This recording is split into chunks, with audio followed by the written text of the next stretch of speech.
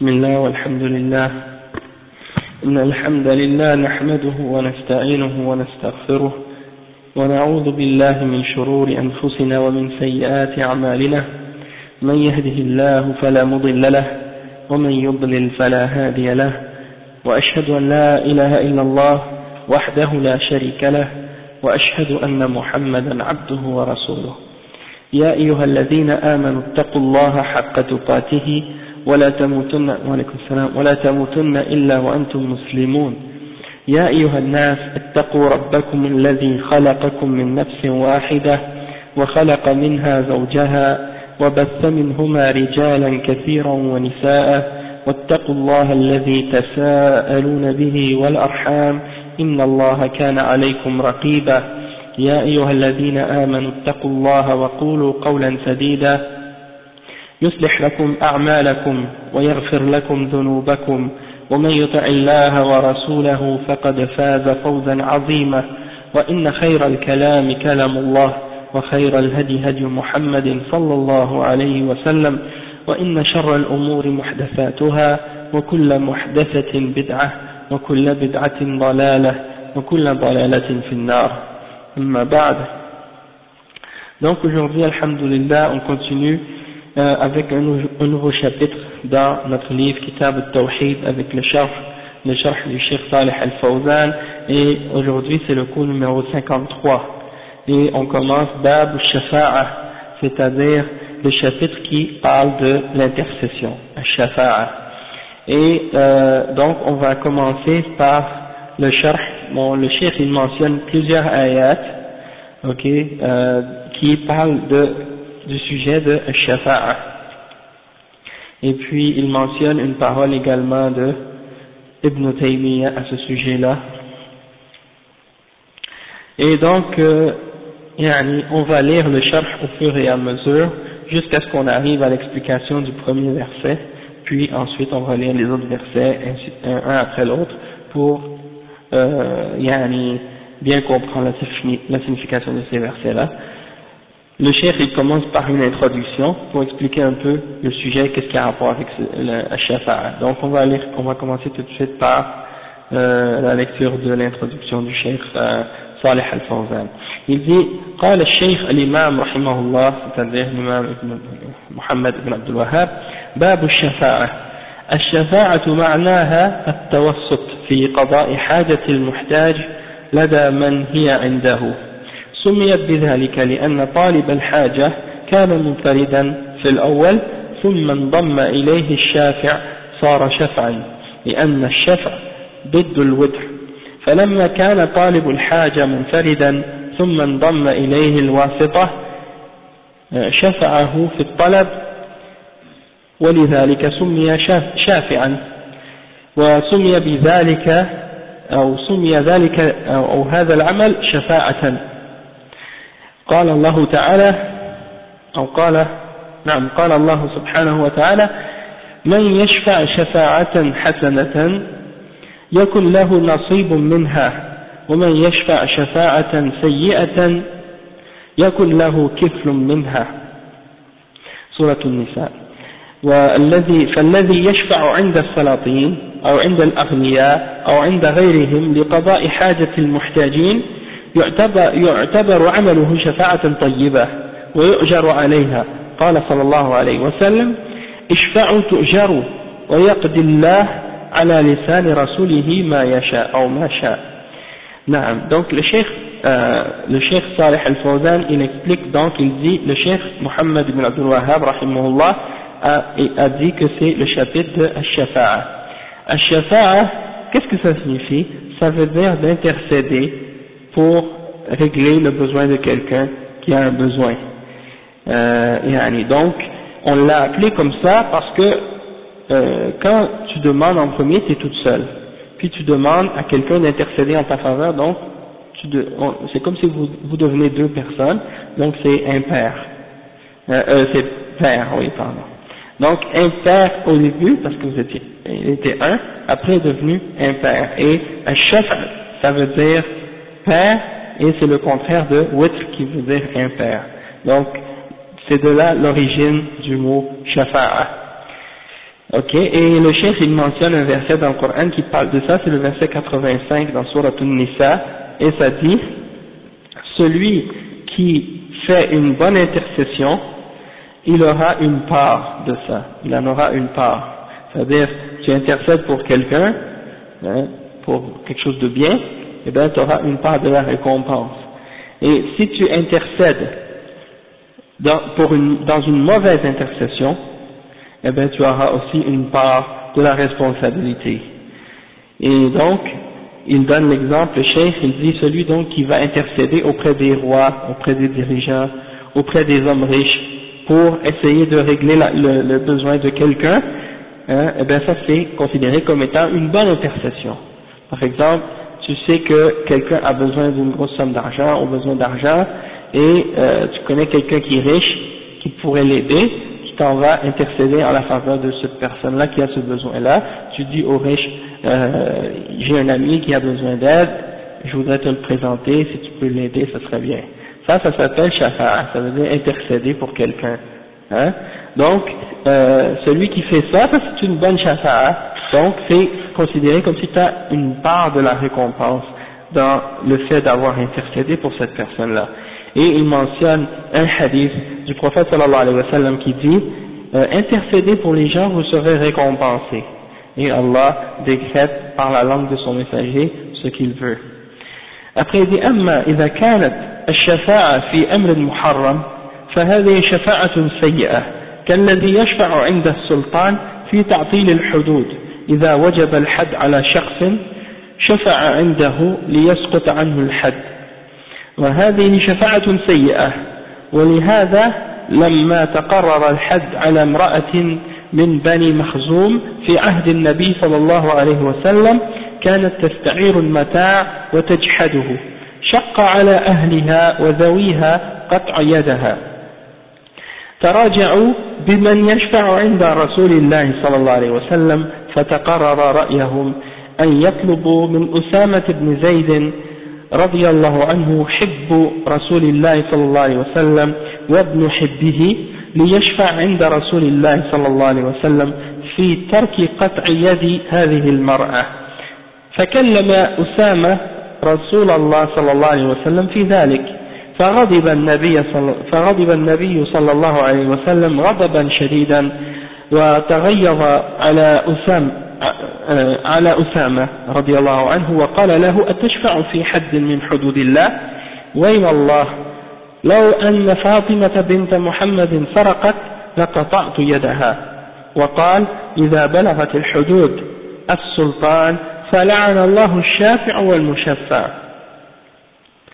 Donc le cheikh il explique, il dit que si c'est dans le sens que on a montré maintenant une bonne intercession, puis on a dit que c'est quelque chose de bien et que Allah subhanahu wa ta'ala allait le récompenser pour avoir fait cette bonne intercession là. Toutefois, si quelqu'un fait une mauvaise intercession pour quelque chose de haram, alors ça c'est considéré comme étant une mauvaise intercession. Comme par exemple quelqu'un qui va voir le dirigeant pour lui demander d'annuler ou d'abolir ou de faire tomber la peine sur quelqu'un qui a fait un crime et qui mérite d'être puni pour ce crime-là. Donc, le cheikh il dit que si c'est obligatoire d'établir une peine ou une punition sur quelqu'un et que quelqu'un vient d'intercéder pour que cette peine-là ne soit pas appliquée sur lui, ça c'est considéré comme une mauvaise intercession. Et ça c'est arrivé même au temps du prophète Mohammed sallallahu alayhi wa sallam, lorsqu'une femme de la tribu de Makhzoum avait l'habitude de prendre des choses, d'emprunter des choses des gens, puis elle niait par la suite qu'elle les avait empruntées. Et donc, c'était une forme de vol qu'elle faisait, et donc, sa famille avait du mal à accepter le fait qu'ils allaient couper sa main, parce que, soi-disant, c'était une femme d'une famille noble, ou quelque chose de ce genre. Et donc, ils ont essayé de trouver un moyen d'intercéder auprès du messager d'Allah, sallallahu alayhi wa sallam, pour essayer de faire tomber la peine. Ok? Donc, ils se sont entendus pour dire qu'ils allaient demander à Usama ibn Zayd, qui était qui était un parmi les sahaba que le prophète sallallahu alayhi wa sallam aimait beaucoup, de même qu'il aimait son père Zayd beaucoup. C'était comme, il était considéré avant comme étant son fils adoptif. Il était son khadim, comme on dit, celui qui le servait, qui travaillait pour lui dans sa maison. Et les gens le considéraient presque comme le fils adoptif du prophète sallallahu alayhi wa sallam. Donc Oussama c'était son fils, et ils ont donc décidé de demander à Oussama d'aller pour intercéder en faveur de cette femme. Et donc ils sont allés le voir et ils ont dit va demander au messager d'Allah pour pas que sa main soit coupée.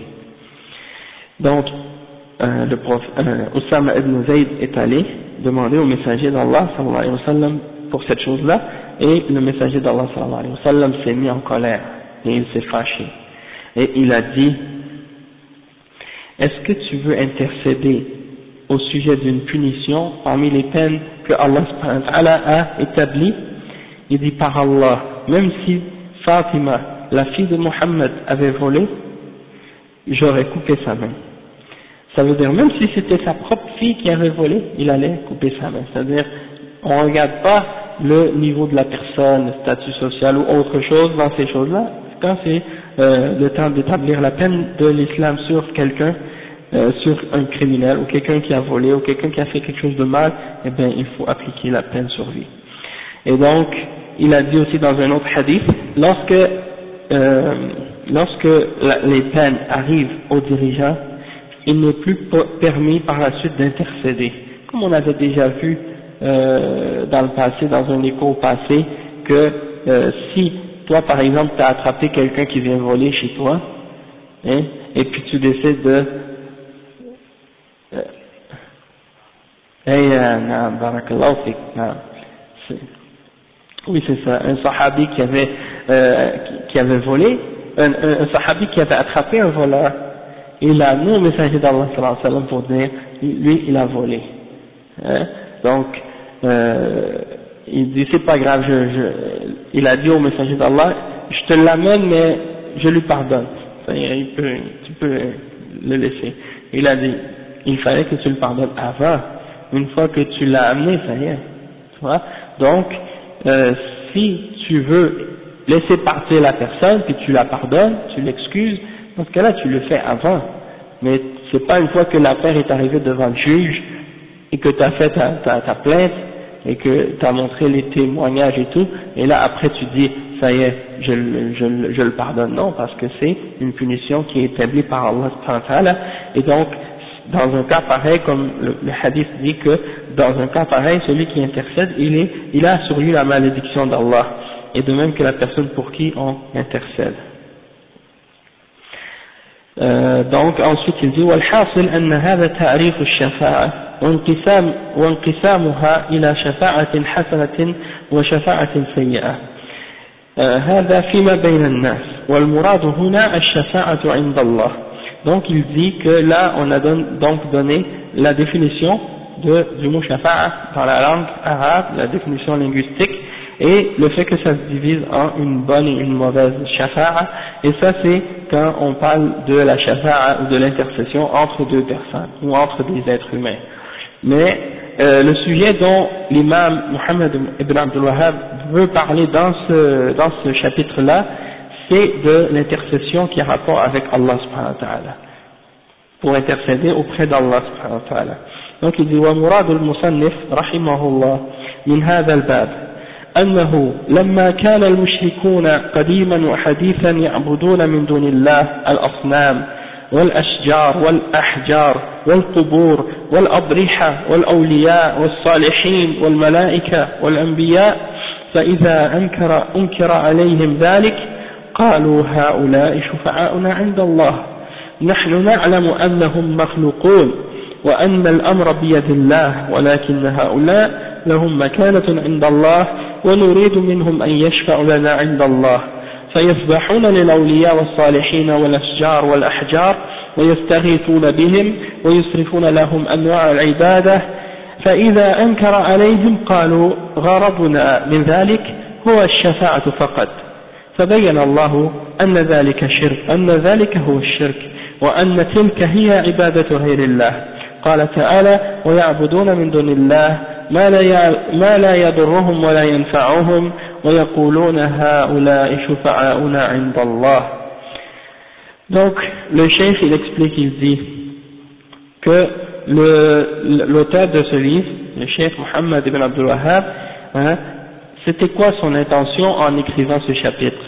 C'était de faire savoir que dans le passé, tout comme dans le temps présent également, les mushrikoun, ils adorent des idoles en dehors d'Allah subhanahu wa ta'ala, de même qu'ils adorent des arbres, des pierres, des tombes, des tombeaux, des prophètes, des anges, des hommes pieux, des prophètes, etc., des messagers, et tout ça, quand on leur dit que ce qu'ils font c'est shirk et que c'est mauvais, eux qu'est-ce qu'ils disent? Ils disent non, ce sont seulement des intercesseurs entre nous et Allah, ce sont des intermédiaires, d'accord? Et ils ont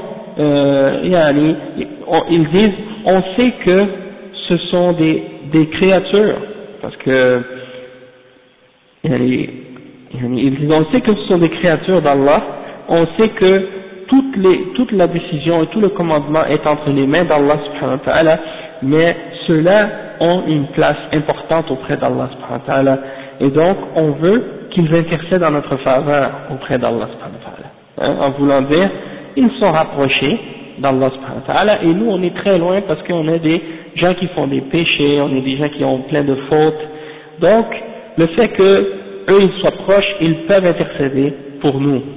C'est ça l'argument des mushrikines. Donc le cheikh il dit donc ils égorgent, ils sacrifient plutôt des animaux et des bêtes pour les saints, pour les hommes pieux, pour les arbres, pour les pierres, et ils cherchent le refuge en ou ils cherchent le secours en ces choses-là, et ils leur offrent toutes sortes de formes d'adoration. Donc, lorsqu'on leur dit qu'est-ce que vous faites, c'est pas correct, c'est mal, c'est contraire à l'islam, c'est shirk, eux ils disent nous notre intention en faisant ça, c'est juste de demander shafa'a, juste de demander l'intercession. Et donc Allah subhanahu wa ta'ala a clarifié et a expliqué que ça c'est le shirk, et que c'est une adoration pour autre que Allah subhanahu wa ta'ala. Et il mentionne le verset 18 dans Surat Yunus, le verset 18 qui dit et ils adorent en dehors d'Allah ce qui ne peut ni leur nuire ni leur profiter, et ils disent ceux-là sont nos intercesseurs auprès d'Allah subhanahu wa ta'ala. Donc le cheikh il continue يقولون نحن نعلم أنهم مخلوقون وأنهم ليس لهم من الأمر شيء ولكننا فعلنا ذلك من أجل أن يشفعوا لنا عند الله لأن لهم مكانة عند الله كما قال تعالى والذين اتخذوا من دونه أولياء يعني يعبدونهم ما نعبدهم اعترفوا أنهم يعبدونهم إلا ليقربونا إلى الله زلفى إن الله يحكم بينهم فيما هم فيه يختلفون إن الله لا يهدي من هو كاذب كفار سمى فعلهم هذا كذبا وسماه كفرا ولم تنفعهم اعتذاراتهم وذلك لأنهم قاسوا الخالق سبحانه وتعالى على ملوك الدنيا فكما أنهم من عادتهم عند ملوك الدنيا أنهم يوسطون الشفعاء بينهم وبين الملوك في قضاء حوائجهم قاسوا الله جل وعلا بخلقه اتخذوا عند الله شفعاء كما يتخذونهم عند الملوك والرؤساء وهذا باطل لأنه تسوية بين الخالق والمخلوق فإن ملوك الدنيا أو سلاطين الدنيا أو رؤساء الناس في الدنيا يقبلون الشفاعة لحاجتهم إلى ذلك وذلك لأن الملك أو الرئيس بحاجة إلى الوزراء والمستشارين ليعينوه على أمور الملك فلو لم يقبل شفاعتهم لنفروا منه ولم يعينوه والله جل وعلا غني عن خلقه وليس بحاجة إلى أن يعينه أحد بخلاف الملوك والسلاطين فهم بحاجة. Donc le cheikh explique ici très bien le principe et il clarifie la question. Il dit donc que les mushrikines, ils disent, nous, on sait très bien que, wa alaykum salam wa rahmatullahi wa barakatuh, ils disent, nous, on sait très bien que ce sont des créateurs, hein, et qu'ils ne contrôlent rien, ils n'ont aucun contrôle, hein, mais, et allez, on fait ça parce que eux, ils vont intercéder auprès d'Allah pour nous, parce qu'ils ont une place très élevée auprès d'Allah subhanahu wa ta'ala. Comme ils disent par exemple, comme Allah subhanahu wa ta'ala il mentionne à leur sujet, وَالَّذِينَ اتَّخَذُوا مِن دُونِهِ أَوْلِيَاءَ مَا نَعْبُدُهُمْ إِلَّا لِيُقَرِّبُونَ إِلَى اللَّهِ زُلْفًا. Ils disent, et ceux qui ont pris en dehors d'Allah des alliés, hein, dans l'adoration, ils disent on les adore uniquement pour qu'ils nous rapprochent un peu plus d'Allah subhanahu wa ta'ala. Donc le cheikh ils disent, premièrement ils ont reconnu qu'ils les adorent, hein, ils ont reconnu qu'ils les adorent, et en plus ils disent que c'est juste pour les rapprocher un peu plus d'Allah subhanahu wa ta'ala.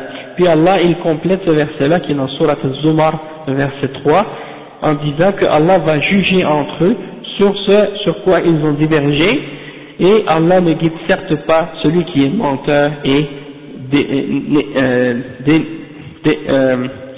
qui dénie ou qui traite de mensonge la vérité. Donc il l'a décrit comme étant kazib, c'est-à-dire menteur, et kaffar, hein, c'est quelqu'un qui fait le kufr, hein, qui rejette la vérité. Donc Allah a décrit ça de cette façon-là. Donc ça prouve que cette action-là de leur part c'est kufr et que c'est un mensonge, et que leurs excuses ne leur servira en rien. Toutes ces excuses qu'ils donnent, on fait ça juste parce qu'on veut des intercessions, on fait ça juste pour nous rapprocher plus d'Allah, etc., etc. Tout ça, ce ne sera pas accepté de la part d'Allah subhanahu wa ta'ala, parce que ils ont essayé de faire une analogie entre Allah et sa créature. Ils ont essayé de faire une analogie entre le créateur, Allah subhanahu wa ta'ala, et les rois dans ce monde. Les rois et les princes et les chefs, les gens qui dirigent et les gens haut placés, ils les ont comparés à Allah subhanahu wa ta'ala. Donc ils se disent que, étant donné que dans ce monde on a besoin d'un intercesseur pour arriver à parler avec le président, ou bien avec le ministre, ou bien avec le roi, donc avec Allah subhanahu wa ta'ala ça doit être la même chose. Ils ont fait un genre de comparaison ou d'analogie de cette façon. Et ça c'est une grave erreur d'avoir fait ça, parce que c'est de comparer Allah avec sa créature. Et donc ils ont pris, hein, des intercesseurs auprès d'Allah pour essayer de se rapprocher d'Allah, comme on prend des dirigeants ou des présidents dans cette vie. Et ça c'est totalement faux. Et c'est de mettre à égalité le créateur et la créature.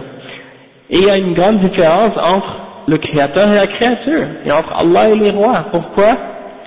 Le cheikh il explique et il dit que c'est parce que les rois dans ce monde, et les princes et les présidents dans ce monde, hein, ils ont presque pas le choix d'accepter l'intercession des gens auprès d'eux-mêmes. Pourquoi? Parce qu'ils ont besoin de leurs conseillers, et ils ont besoin de leurs ministres. Hein?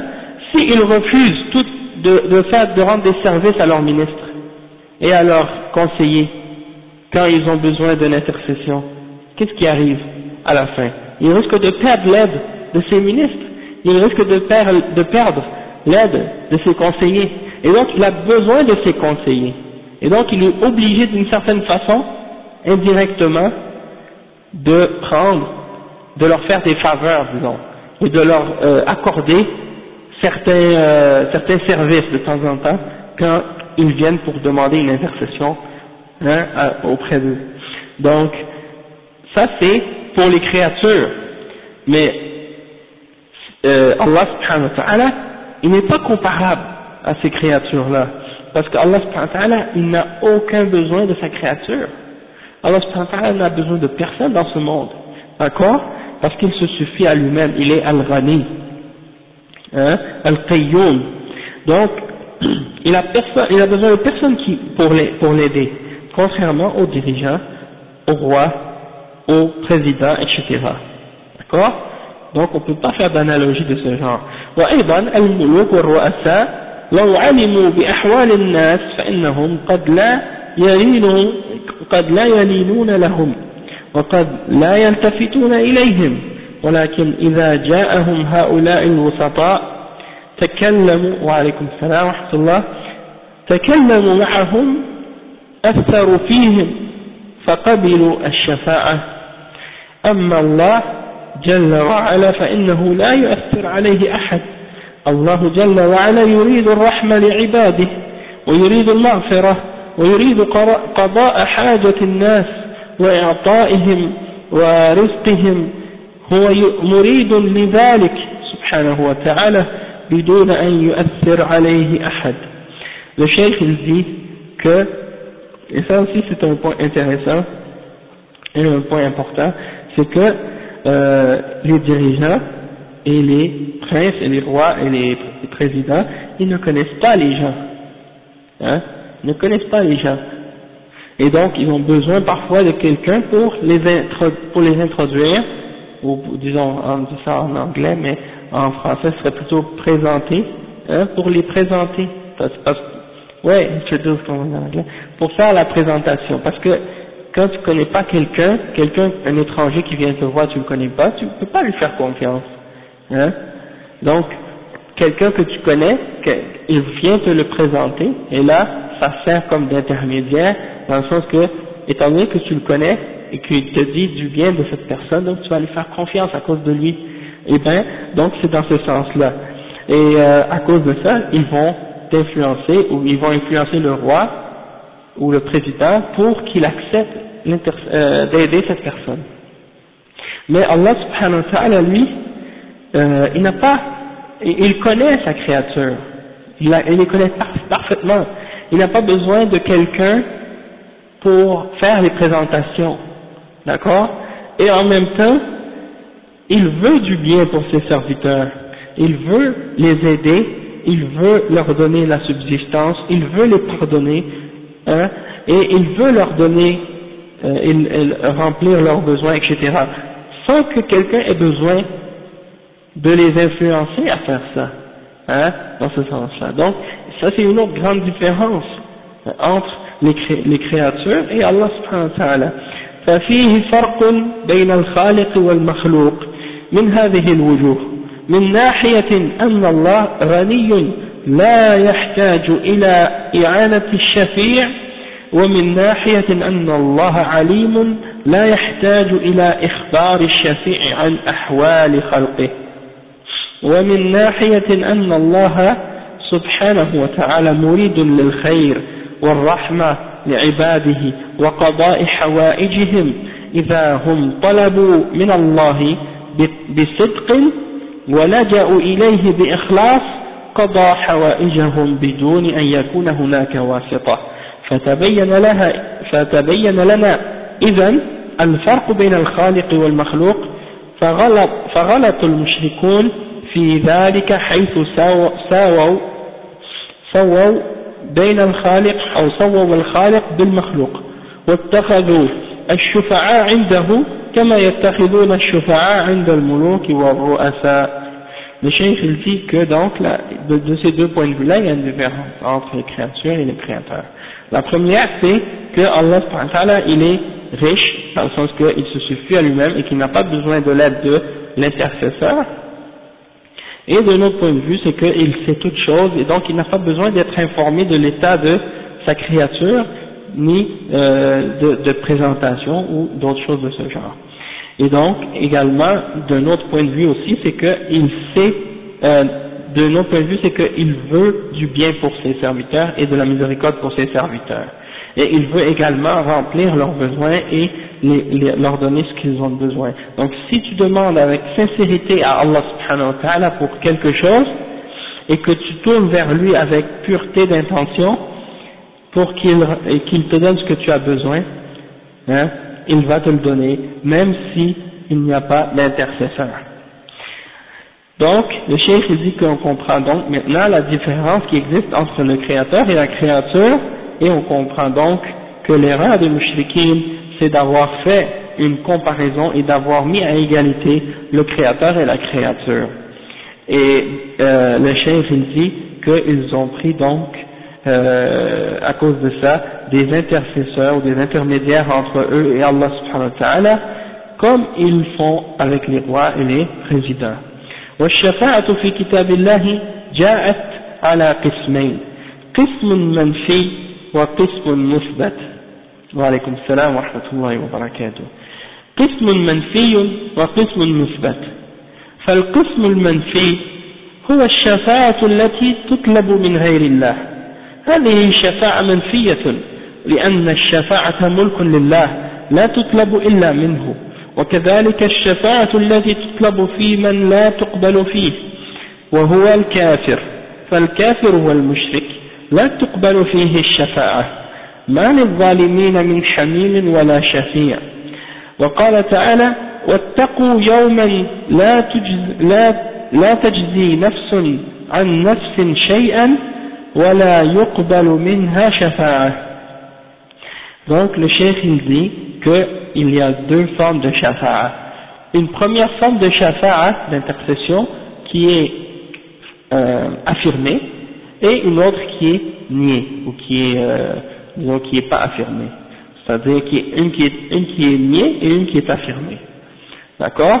Donc, il faut bien comprendre ça, parce qu'il y a des gens qui disent vous n'affirmez pas à shafa'a, et c'est faux. Sauf qu'il faut regarder les détails à ce sujet-là, c'est que dans le Coran, il y a une intercession qui est niée par Allah subhanahu wa ta'ala, et il y en a une autre qui est affirmée. Donc, celle qui est affirmée, on l'affirme, et celle qui est niée, on la nie. C'est aussi simple que ça. Sauf qu'il faut savoir distinguer entre les deux. Et c'est ça ce que le chef explique. Il dit que la première intercession, c'est l'intercession qui est niée, et c'est celle qu'on demande à autre que Allah subhanahu wa ta'ala. Toute intercession qui est demandée à autre que Allah subhanahu wa ta'ala, elle est niée.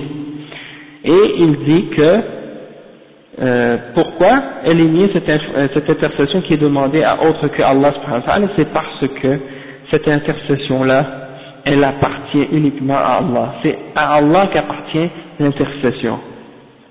Comme on va lire ça dans les versets qui sont mentionnés dans ce chapitre. Donc là, tutlabu illa minhu, on n'a pas le droit de la chercher d'autre que Allah, que de la part d'Allah subhanahu wa ta'ala. Ça lui appartient, d'accord, c'est sa propriété, comme tout dans l'univers lui appartient, mais celle-là, shafa'a en particulier, c'est uniquement à Allah qu'on a le droit de la demander.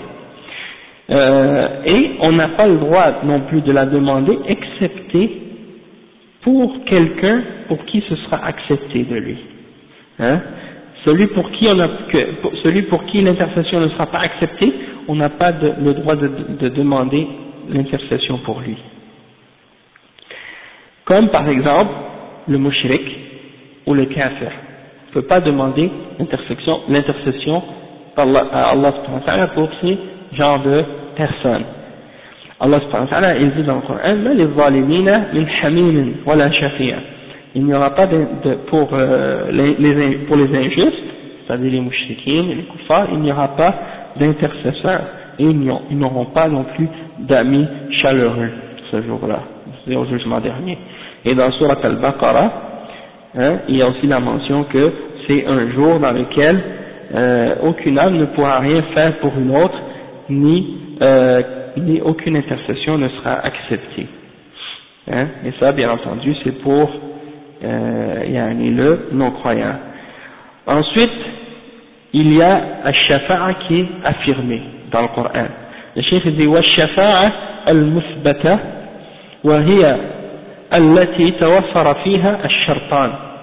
الشرط الأول أن تطلب من الله، والشرط الثاني أن تكون في من تقبل فيه الشفاعة، وهو المؤمن الموحد الذي عنده شيء من المعاصي دون الشرك، فهذا تقبل فيه الشفاعة بإذن الله. قال تعالى: من ذا الذي يشفع عنده إلا بإذنه. هذا الشرط الأول.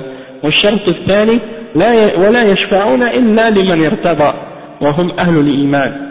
وقال تعالى: وكم من ملك في السماوات لا تغني شفاعتهم شيئا إلا من بعد أن يأذن الله لمن يشاء. هذا الشرط الأول. ويرضى. هذا الشرط الثاني. Donc, le cheikh il dit que l'intercession qui est affirmée, c'est celle qui a rempli deux conditions. La première condition, c'est que tu demandes cette intercession-là uniquement à Allah subhanahu wa ta'ala. Ça c'est la première condition.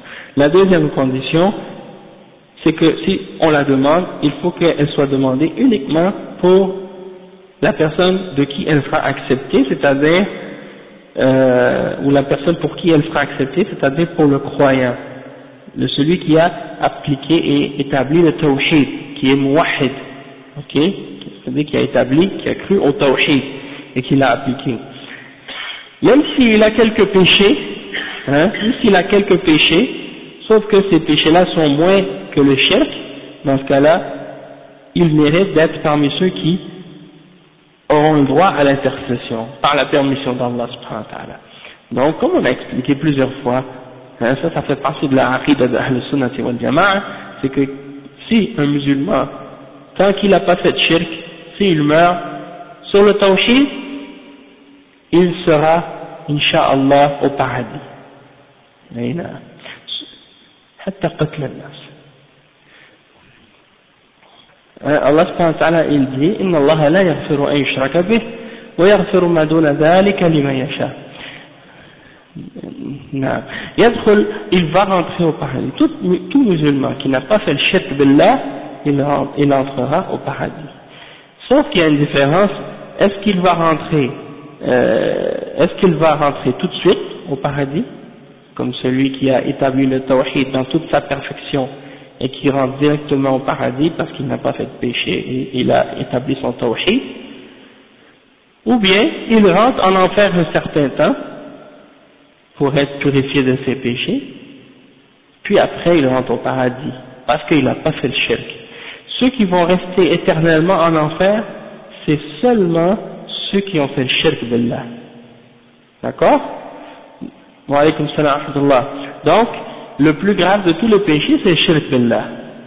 Toute personne qui a des péchés, même si c'est parmi les kaba'ir, s'il meurt sur les kaba'ir, il est sous la volonté d'Allah subhanahu wa ta'ala. Si Allah veut, il le pardonne par sa miséricorde, et s'il veut, il le punit par sa justice, mais il ne va pas demeurer éternellement dans l'enfer, puisqu'il est muwahhid, il est sur le tawhid. Le seul qui va rester éternellement en enfer, c'est qui? C'est celui qui a fait le shirk avec Allah subhanahu wa ta'ala, ou bien qui a rejeté un des piliers de la foi, qui a fait le kufr. Mais tous les autres vont rentrer un jour ou l'autre dans le paradis. D'accord? Inch'Allah. Donc c'est ça. La première condition, c'est qu'on la demande à Allah subhanahu wa ta'ala. Pas demander la shafa'a à autre que Allah subhanahu wa ta'ala. Deuxièmement, les deux conditions. Premièrement, qu'elle soit demandée à Allah subhanahu wa ta'ala. Et deuxièmement, il faut que ce soit pour celui de qui elle sera acceptée, ou pour qui elle sera acceptée, et c'est le mu'min muwahhid. Donc, même s'il a quelques péchés, ou s'il a des péchés, tant qu'il n'a pas de shirk, on acceptera de lui, ou on acceptera l'intercession en sa faveur, par la permission d'Allah. Et il mentionne des versets à ce sujet-là, comme le verset 255 dans Surat Al-Baqarah. Wa alaykum salam wa rahmatullahi wa barakatuh. Dans Surat Al-Baqarah, le verset 255, c'est Ayatul Kursi. Allah subhanahu wa ta'ala, il dit, Man zal ladhi yashfa'u 'indahu illa bi'iznih. Qui donc va pouvoir intercéder auprès de lui, excepté par sa permission. Donc ça veut dire personne ne peut intercéder auprès d'Allah subhanahu wa ta'ala, excepté par la permission d'Allah subhanahu wa ta'ala. Donc ça c'est la première condition. La deuxième condition, وَلَا يَشْفَعُونَ إِلَّا لِمَنِ ارْتَضَى. Ça c'est le verset 28 dans Surat Al-Anbiya. Et وَهُمْ أَهْلُ الْإِيمَانِ. Donc Allah subhanahu wa ta'ala il dit dans Surat Al-Anbiya, le verset 28, et ils ne pourront intercéder que pour celui qu'Allah a agréé.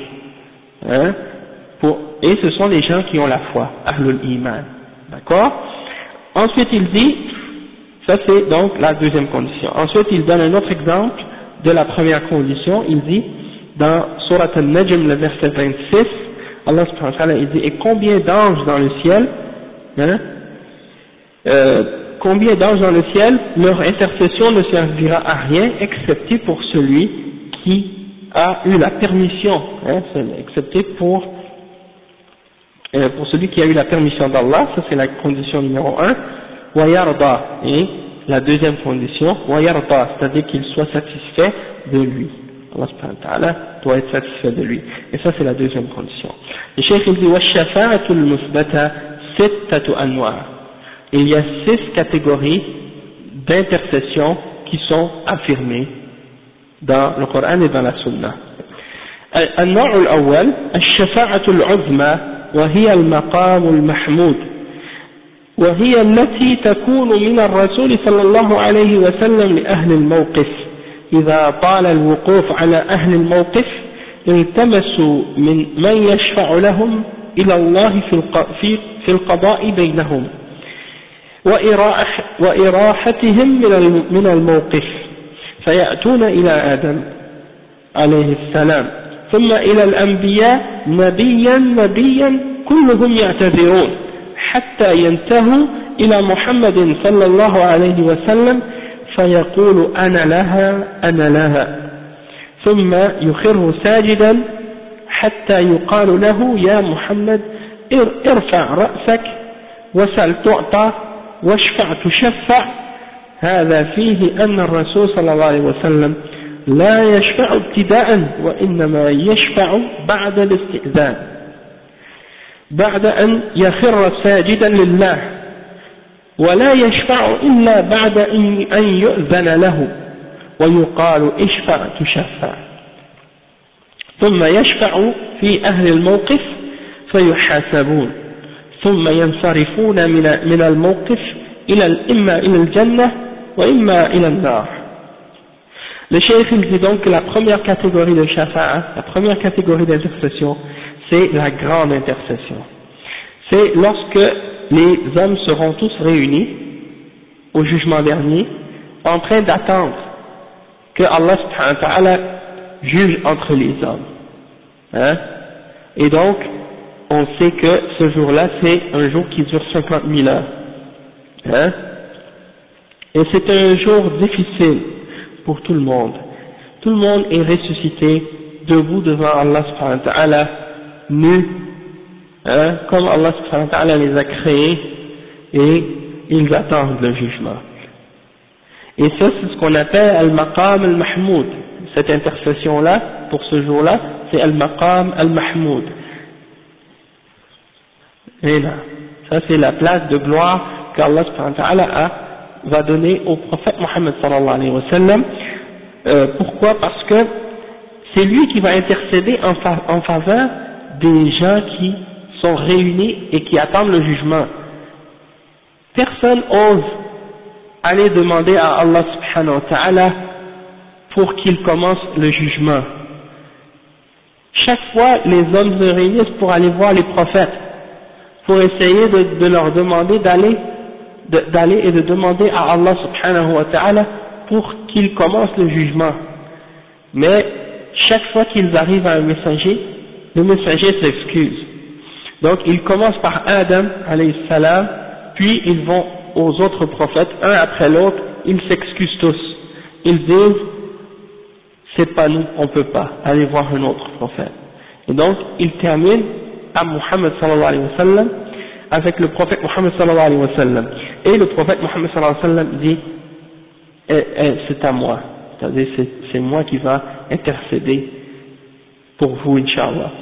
Donc, il se prosterne devant Allah subhanahu wa ta'ala jusqu'à ce qu'Allah subhanahu wa ta'ala lui dise, ô Muhammad, relève ta tête, demande-moi et tu seras exaucé, et intercède et on acceptera ton intercession.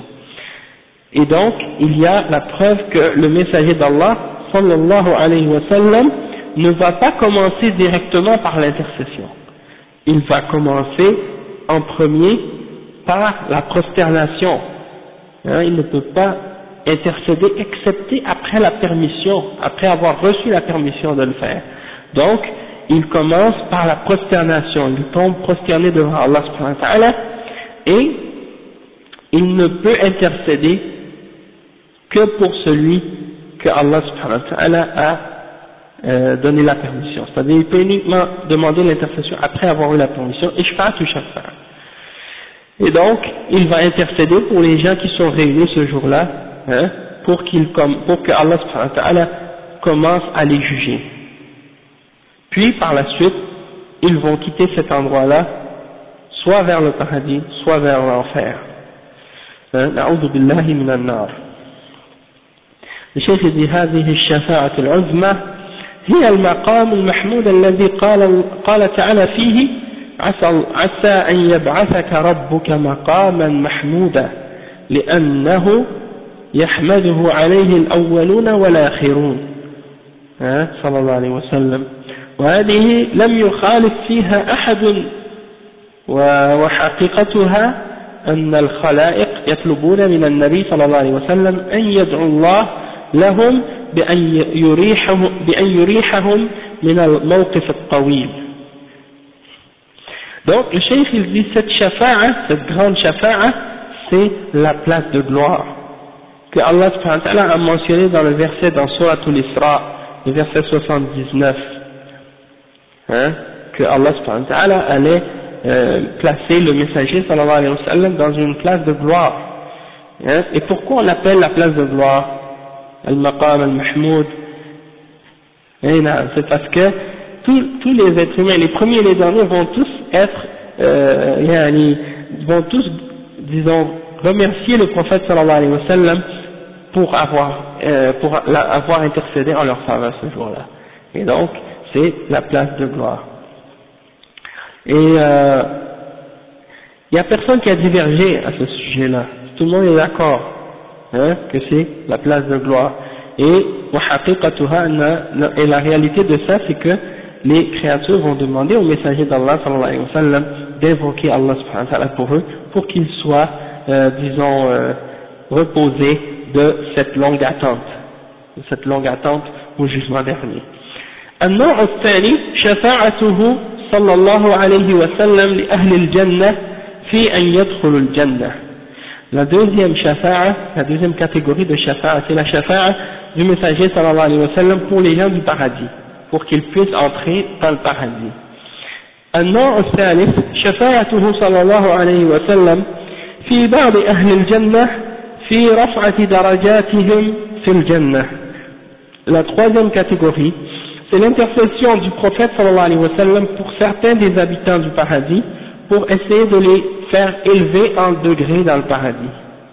Donc ils rentrent au paradis, mais pour les faire monter en degrés dans le paradis. النوع الرابع شفاعته صلى الله عليه وسلم في عمه أبي طالب، وذلك أن أبا طالب كانت مواقفه مع الرسول صلى الله عليه وسلم وتأييده له وحمايته من أذى قومه كلها معروفة، وأنه صبر معه على الأذى وعلى الحصار والضيق، فهو بذل مع الرسول صلى الله عليه وسلم شيئا عظيما من الحماية والنصرة والدفاع عنه، وهذا من تسخير الله سبحانه وتعالى وتيسير الله، حيث سخر هذا الكافر لحماية النبي صلى الله عليه وسلم، وحرص النبي صلى الله عليه وسلم على هدايته ودخوله في الإسلام، حتى إنه زاره وهو يحتضر وقال له: يا عم قل لا إله إلا الله كلمة أحاج لك بها عند الله، إلا أنه كان عنده حضرة من المشركين قالوا له: أترغب عن ملة عبد المطلب؟ فأخذته النخوة، وعليكم السلام ورحمة الله، والعياذ بالله، أخذته الحمية الجاهلية، وقال هو على ملة عبد المطلب، ومات ولم يقل لا إله إلا الله، فصار من أهل النار. فالنبي صلى الله عليه وسلم يشفع له في تخفيف العذاب عنه يوم القيامة، لا في إخراجه من النار، فلا يتعارض هذا مع قوله: فما تنفعهم شفاعة الشافعين، لأنها لم تنفع أبا طالب بالخروج من النار وإنما نفعته في تخفيف العذاب عنه. Le cheikh il dit qu'il y a une quatrième catégorie d'intercession, et c'est son intercession pour son oncle Abu Talib, parce que Abu Talib il a pris quelques positions à l'époque du messager d'Allah sallallahu alayhi wa sallam, dans le sens qu'il l'a supporté et il l'a protégé contre les nuisances de son peuple, contre le mal que son peuple lui faisait, hein. Et donc on a bien connu ces exemples de protection que Abu Talib a fait pour son neveu. Et donc on sait aussi qu'il a été endurant avec le prophète sallallahu alayhi wa sallam durant comment on appelle ça, l'embargo, c'est pas un embargo, le boycott, quand ils ont coupé les vivres et ils ont cessé de nourrir le prophète sallallahu alayhi wa sallam et les musulmans, donc ils ont souffert de cette difficulté-là, et Abu Talib était avec lui. Et donc, il dit, donc c'est pour voir que Abu Talib a dépensé beaucoup de son énergie pour essayer de protéger son neveu, le prophète Muhammad sallallahu alayhi wa sallam, et pour le défendre, hein, contre les mouchriquins. Et donc Allah subhanahu wa ta'ala, ça c'est en fait, ça vient d'Allah subhanahu wa ta'ala, c'est Allah subhanahu wa ta'ala qui a facilité ça, que ce non-musulman, ce kafir soit là pour l'aider. C'est Allah subhanahu wa ta'ala qui a fait en sorte qu'il soit là et qu'il l'aide, hein.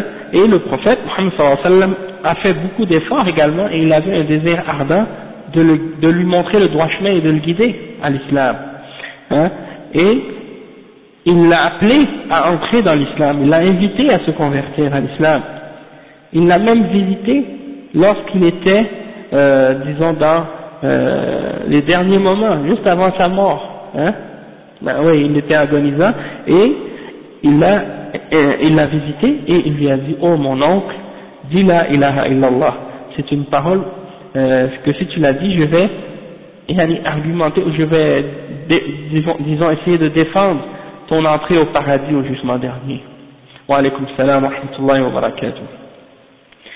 Et étant donné qu'il y avait d'autres mouchriquines qui étaient présents à ce moment-là avec l'oncle du prophète sallallahu alayhi wa sallam parmi les mouchriquines de Quraysh, ils ont essayé de disons jouer avec ses sentiments pour essayer de l'empêcher de témoigner de l'islam et de dire la ilaha illallah. Donc ils lui ont dit: est-ce que tu vas quitter la voie ou la religion de Abdul Muttalib, hein? Abdul Muttalib, c'était son père, son père. Donc il lui a dit: est-ce que tu vas quitter sa religion, la religion de tes ancêtres, hein, de tes pères? Et donc il a eu comme ce genre de fierté pour la jahiliya, hein, et donc il a refusé de dire la ilaha illallah, et il a dit: je suis sur la religion d'Abdul Muttalib. Donc il est mort et il n'a pas dit la ilaha illallah, donc il est parmi les gens du feu. Sauf que le prophète sallallahu alayhi wa sallam va intercéder en sa faveur pour diminuer son châtiment, au jugement dernier, et non pas pour le faire sortir de l'enfer. Et donc il n'y a pas de contradiction entre cette intercession là et le verset dans Surat al-Muddathir, le verset 48 qui dit: et donc l'intercession des intercesseurs ne leur sera d'aucune utilité, parce que cette intercession là va être uniquement utile pour le faire diminuer en châtiment et non pas pour le faire complètement sortir de l'enfer. النوع الخامس الشفاعة في من استحق النار من أهل التوحيد أن لا يدخلها. La cinquième intercession, ou cinquième catégorie d'intercession, c'est l'intercession pour celui qui mérite l'enfer parmi les gens du tawhid, pour ne pas qu'il rentre en enfer. D'accord? Donc s'il y a des musulmans qui méritent d'être en enfer parce qu'ils ont fait des péchés, ils sont morts sur le tawhid, mais ils avaient des péchés, ils méritaient l'enfer. Sauf que le prophète sallallahu alayhi wa sallam va intercéder en leur faveur pour ne pas qu'ils rentrent en enfer. Donc ça c'est une autre catégorie de shafa'a. Ensuite, النوع السادس الشفاعة في من دخل النار من أهل التوحيد أن يخرج منها. Et la sixième shafa'a ou la sixième catégorie, c'est l'intercession pour celui qui est rentré en enfer parmi les gens du tawhid pour qu'ils en sortent. Ça c'est la sixième catégorie de shafa'a. Et le cheikh il dit وهاتان الشفاعتان الأخيرتان ليستا خاصتين بالنبي صلى الله عليه وسلم بل هما عامتان في الأنبياء والأولياء والصالحين والأفراط. فالأولياء يشفعون والصالحون والأفراط وهم الأولاد الصغار يشفعون لآبائهم.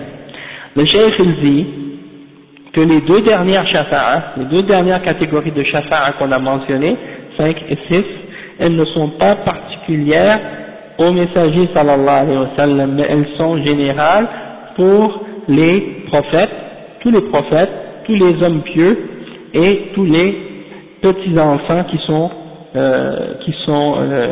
sais pas si c'est ceux qui sont morts quand ils étaient bébés, ou bien si c'est tous les petits-enfants qui vont pouvoir intercéder pour leurs parents. Donc, ça c'est, ces deux catégories-là de shafa'a sont générales, non pas seulement pour le prophète Muhammad sallallahu alayhi wa sallam. Et c'est quoi ces deux dernières shafa'a-là pour les répéter? C'est l'intercession pour les gens du tawhid qui méritent l'enfer, pour pas qu'ils rentrent en enfer, et l'autre c'est la shafa'a pour les gens du feu, parmi les gens du tawhid, pour qu'ils sortent de l'enfer. Ça, ces deux dernières formes de shafa'a sont des shafa'a qui sont générales pour tous les hommes pieux, les prophètes et les petits-enfants qui vont intercéder pour leurs parents. هذه الشفاعة يثبتها أهل السنة والجماعة للأحاديث الواردة الصحيحة فيها، ويخالف فيها المبتدعة من المعتزلة والخوارج الذين يقولون إن من دخل النار لا يخرج منها، ويخالفون بذلك الأحاديث الصحيحة الواردة فيها عن النبي صلى الله عليه وسلم. هذه أنواع الشفاعات الثابتة الصحيحة التي توفر فيها الشرطان المذكوران. Donc le cheikh il dit que cette shafa'a elle est affirmée par les gens de Ahl Sunnah wal Jama'a, parce qu'elle est supportée par des hadiths qui sont authentiques à ce sujet-là, d'accord? Et personne n'a divergé au sujet de ces intercessions-là, excepté les Mu'tazila et les Khawarij. Eux ils ont dit, si quelqu'un rentre en enfer, ça y est, c'est fini, il ne sort plus. Et bien entendu, en disant ça, ils ont contredit les hadiths authentiques qui ont été rapportés à ce sujet-là du prophète sallallahu alayhi wa sallam.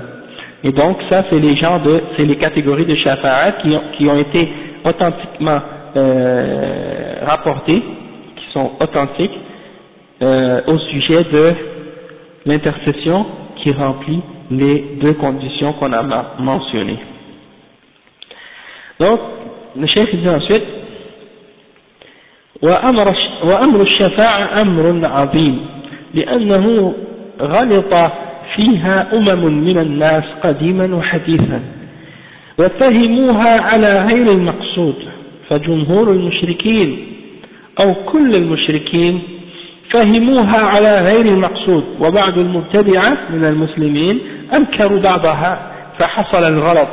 فلا بد من التفصيل والإيضاح في أمر الشفاعة لأنها أصبحت مزلة أقدام، يجب على طلبة العلم أن يهتموا بهذا الأمر، لأن فيها مغالطات عند القبوريين والخرافيين لأنهم لا يفقهون معنى الشفاعة، أو أنهم يتعمدون المعاندة والمخالفة ويسيرون على ما كان عليه آباؤهم وأجدادهم ومشايخهم من الضلال في هذا الباب. فالشفاعة ليست منفية مطلقة ولا مثبتة مطلقة، بل فيها تفصيل وفيها إيضاح لا بد من معرفته، ولذلك عقد المصنف رحمه الله هذا الباب لها من أجل هذا الغرض ثم ساق رحمه الله بعض الآيات والأحاديث في موضوع الشفاعة. Donc le cheikh il dit que la question de shafa'a c'est une grande question, un sujet très important et il y a beaucoup de monde. Pourquoi c'est important? Parce qu'il y a beaucoup de gens qui se sont trompés à ce sujet-là dans le passé et de même que dans le temps présent, et ils l'ont compris incorrectement. Donc la plupart des mouchriquines, sinon tous les mouchriquines, ils l'ont compris d'une façon incorrecte. Et il y a certains mubtadi'a parmi les musulmans qui la nient ou qui nient une partie de la shafa'a. Et donc il y a eu des erreurs à ce sujet-là, et donc c'est important de clarifier et de ramener ou d'expliquer les détails à ce sujet-là, en ce qui concerne l'intercession. Parce qu'il y a beaucoup de gens qui glissent quand ils arrivent dans les choses qui ont rapport avec cette question. Et donc les étudiants, les gens qui étudient la science, qui étudient l'islam, ils doivent donner une grande importance à ce sujet-là, pour clarifier les erreurs des gens qui adorent les tombes et qui suivent toutes sortes de faussetés et de superstitions, parce qu'ils n'ont pas compris bien comme il faut la question ou la signification de la shafa'a, ou bien des fois ils font même exprès de s'opposer et de contredire la vérité à ce sujet-là, et donc ils décident de persister ou de continuer à suivre ce qu'ils ont trouvé leur père ou leur grand-père ou leur chouyour en train de faire dans les garments, donc ils les suivent dans les garments à ce sujet-là. Et donc on dit que l'intercession, elle n'est pas affirmée totalement, elle n'est pas niée non plus totalement, mais il faut détailler, il faut clarifier. Celle qui est affirmée c'est laquelle, celle qui est niée c'est laquelle, parce qu'il y a des choses à clarifier à ce sujet-là, et c'est pour ça donc que le cheikh Muhammad ibn Abdul Wahhab a mis ce chapitre dans ce livre à cet endroit-là pour expliquer ce sujet-là. Donc c'est ça, parce qu'il y en a des gens qui vont dire vous n'affirmez pas l'intercession, alors que c'est pas vrai, on l'affirme, sauf que il faut distinguer entre les deux formes d'intercession, celle qui remplit les conditions, celle qui ne remplit pas les conditions. Celle qui remplit les conditions, on l'affirme, celle qui ne remplit pas, on ne l'affirme pas. D'accord? Donc le premier verset que le cheikh Muhammad ibn Abdul Wahhab a mentionné dans le livre, c'est وقول الله عز وجل وأنذر به الذين يخافون أن يحشروا إلى ربهم ليس لهم من دونه ولي ولا شفيع. C'est le verset 51 dans Surat Al-An'am. Le cheikh il dit que Allah subhanahu wa ta'ala a dit et averti par ceci, par le Coran, ceux qui craignent d'être rassemblés vers leur Seigneur, ils n'ont en dehors de lui aucun protecteur ni intercesseur. D'accord? Donc ça c'est le premier verset qui est mentionné à ce sujet-là. Et le cheikh il dit Al-ayatul ula قوله تعالى وأنذر به الذين يخافون أن يحشروا إلى ربهم ليس لهم من دونه ولي ولا شفيع. هذا أمر من الله للنبي صلى الله عليه وسلم يقول وأنذر به. الإنذار هو الإعلام بشيء مخوف. أما البشارة أو البشارة فهي الإعلام بشيء محبوب.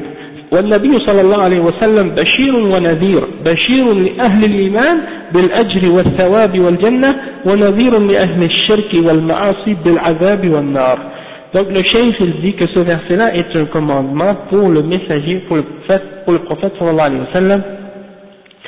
Il dit et averti par ceci, et il dit que ça dit anzir bihi, et donc le verbe anzir ça vient de al-inzar, et ça veut dire de donner ou d'informer quelqu'un d'une chose qui fait peur, et le contraire c'est al-bishara ou al-bashara, c'est-à-dire d'informer quelqu'un de quelque chose qu'on aime, de quelque chose de bien, c'est pour ça que Allah subhanahu wa ta'ala, il dit que le prophète sallallahu alayhi wa sallam est un bashir et un navir, hein?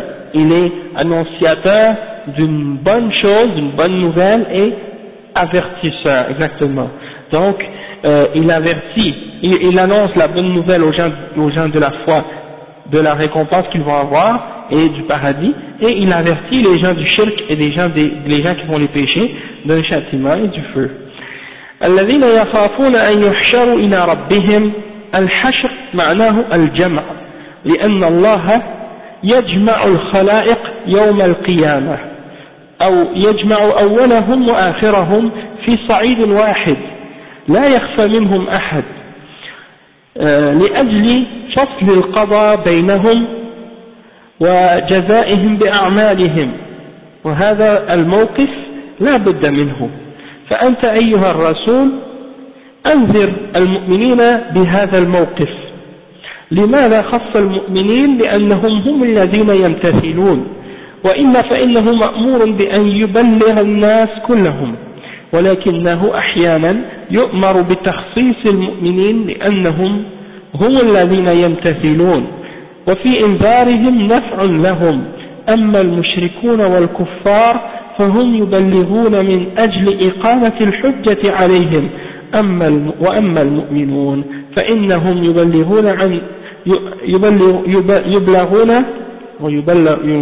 يبلغون من أجل نفعهم بذلك. Il dit le cheikh que la suite du verset est avertit ceux qui craignent d'être rassemblés vers leur Seigneur. Le mot yuhsharu, c'est le verbe yuhsharu, ça vient de al-hashr, et al-hashr ça veut dire le rassemblement. Donc Allah subhanahu wa ta'ala va rassembler tous les hommes au jugement dernier, du premier au dernier, hein, comme nous Abdul Hakim, hein, ce matin il nous racontait une histoire, ce matin Abdul Hakim, il nous disait qu'à son travail, il y a quelqu'un qui lui disait « ça se peut pas, voyons, il y avait bien trop de monde sur la terre, hein, on ne peut pas tout rassembler tous ces gens-là, hein ?» Et donc il nous racontait ça. Ça c'est les idées que les koufars des fois ils ont, hein, ceux qui ne croient pas à Allah subhanahu wa ta'ala et au rassemblement au jour dernier, ils s'imaginent que c'est quelque chose de trop grand, trop difficile, comme si c'est pas possible, que tous les êtres humains qui sont morts depuis le premier jusqu'au dernier soient ramenés et qui vont être jugés. Et oui, ça c'est facile pour Allah subhanahu wa ta'ala. Ils vont tous être réunis sur une seule sur une seule surface, sur un seul terrain, hein, et il n'y a personne d'entre eux qui sera caché, ou qui pourra se cacher, et Allah subhanahu wa ta'ala va juger entre eux et va les récompenser ou les rétribuer selon ce qu'ils ont fait dans ce monde, selon leur foi et leurs actions. Et donc il faut qu'il y ait ce jugement-là, il faut qu'il y ait ce moment-là où les hommes seront jugés. Et donc Allah subhanahu wa ta'ala il donne l'ordre aux messagers sallallahu alayhi wa sallam d'avertir les croyants à ce sujet-là. Et pourquoi en particulier les croyants? C'est parce que c'est eux en particulier qui mettent en application les ordres d'Allah subhanahu wa ta'ala. Toutefois on sait que le messager d'Allah sallallahu alayhi wa sallam il est commandé d'avertir tous les êtres humains. Mais dans certains versets Allah lui dit d'avertir ceux en particulier qui ont cru et qui craignent Allah subhanahu wa ta'ala et qui craignent le jugement dernier, parce que c'est eux qui mettent en application les ordres d'Allah subhanahu wa ta'ala. Et en même temps c'est parce qu'il y a donc un bien pour eux dans le fait de les avertir, parce que c'est eux qui en profitent, c'est eux qui l'appliquent, c'est eux qui se soumettent aux ordres d'Allah subhanahu wa ta'ala. Tandis que les mushrikoun et les kuffars فهم يبلغون من أجل إقامة الحجة عليهم. Oui, c'est ça. Les kuffars et les mushrikins, eux, même s'ils ne mettent pas en application les ordres d'Allah subhanahu wa ta'ala, wa alaykum salam wa rahmatullah, pourquoi on les avertit? On les avertit, Allah subhanahu wa ta'ala dit, on les avertit pour établir contre eux la preuve. iqamatul hujja alayhim. Hein? Donc même s'ils ne se soumettent pas et qu'ils ne suivent pas le messager, mais qu'ils ne croient pas en l'islam, au moins la preuve a été établie contre eux. Au jugement dernier, ils n'ont plus d'excuses. Ils ne peuvent pas dire, ah mais personne m'a parlé de l'islam, personne m'a dit, personne m'avait dit. Non, quelqu'un t'avait dit.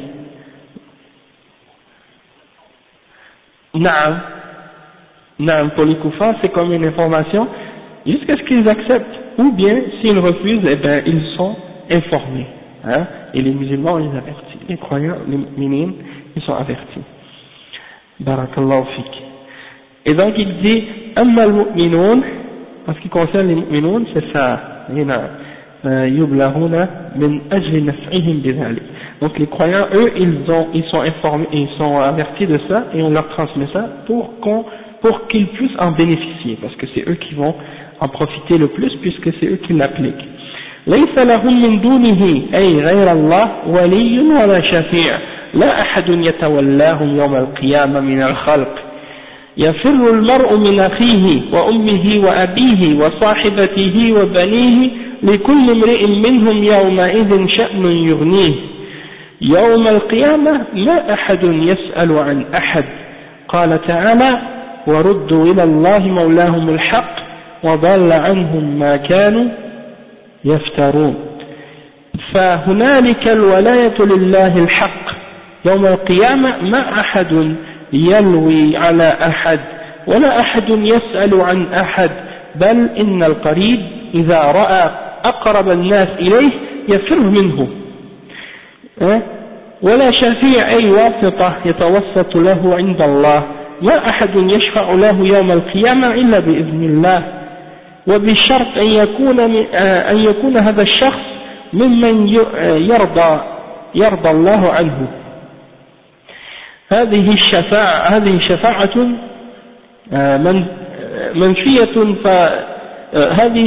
منفية فبطل أمر هؤلاء الذين يتخذون الشفعاء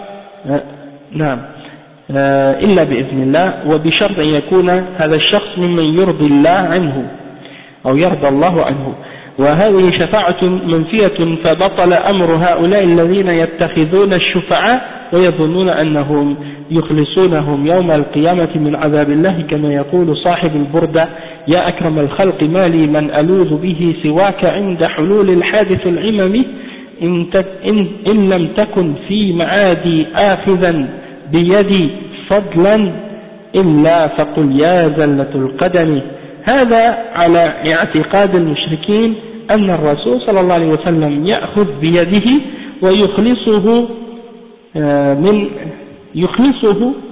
أن يخلصه من النار وهذا ليس بصحيح لا يخلصه من النار إلا الله سبحانه وتعالى إذا كان من أهل الإيمان.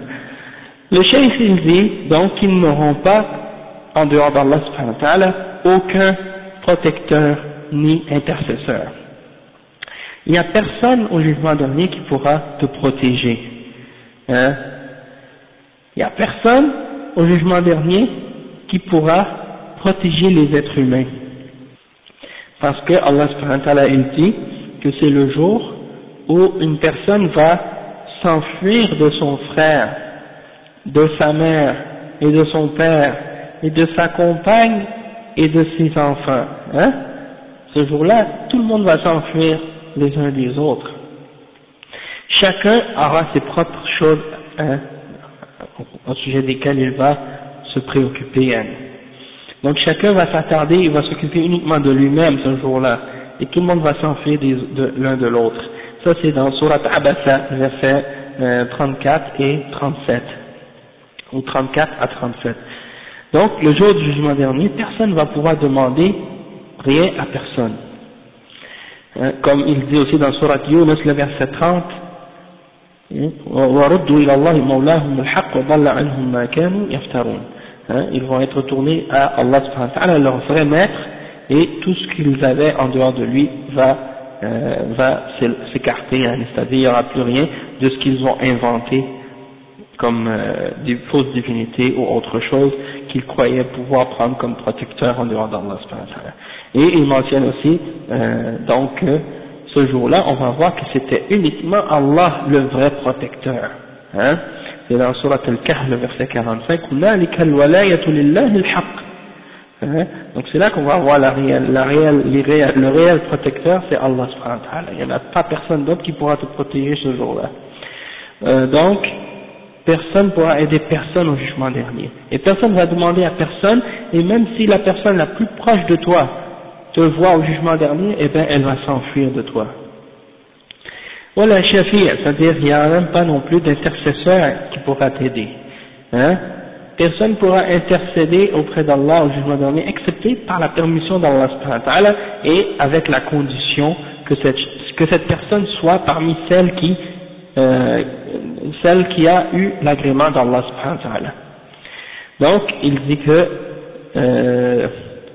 tout ce qui a été pris en dehors d'Allah subhanahu wa ta'ala comme intercesseur, et que les gens croyaient qu'ils pouvaient, disons, les faire sortir ou les épargner du châtiment d'Allah subhanahu wa ta'ala, hein, eh ben ils sont donc dans l'erreur, et la shafa'a qu'ils ont affirmée est une fausse shafa'a, comme la personne qui a dit dans le poème Al-Burda, on appelle Al-Burda, on a mentionné plusieurs fois ce poème-là que les soufis récitent durant le Mawlid al-Nabawi. Ils disent Ya akram al-khalqi mali man alouzu bihi siwaka inda hulul al-hadith al-imami.